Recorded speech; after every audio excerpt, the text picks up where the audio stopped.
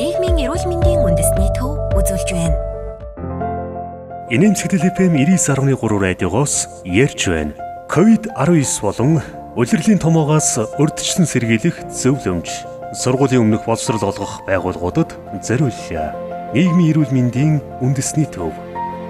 Цэцэрлэгт COVID-19 халдварын с жигтэй тохиолдол илэрвэл халдвар дарахаас урьдчилан сэргийлэх зорилгоор тусгаарлах хөрөөг бэлтгэх, халуурах, ханиалгах, нус гоожих зэрэг халдварын эмнэлт зүйн шинж тэмдэг илэрсэн хүүхдийг цэцэрлэгт хүлээн авахгүй тухай дотоод журам, зааварчилгааг байгууллагын удирдлагын тушаалаар батлан мөрдүүлж байх.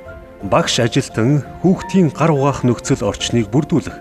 Үүнд гар угаахад карантинтай гоожурыг ашиглах, шингэн савн хэрэглэх, гар угаах дарааллын зааврыг байршуулах, нэг удаагийн цаасан алчуурыг байршуулж байх. Илчлэг ихтэй, шимт хөтсөр баялаг хоол хүнсээр өглөө, үдийн цай, өдрийн хоолоор хангах үйл ажиллагааг зохион байгуулах. Мөн түүнчлэн эцэг эх, багш, сурагчийг хамруулсан үйл ажиллагааг зохион байгуулахгүй хориглох зэрэг урьдчилан сэргийлэлт болон эрүүл ах уй халдвар хамгаалтын дэг журмыг цэцэрлэг яслын орчинд мөрдөж байх зөвлөмжийг хөргүүлж байна. Нийгмийн эрүүл мэндийн үндэсний төв.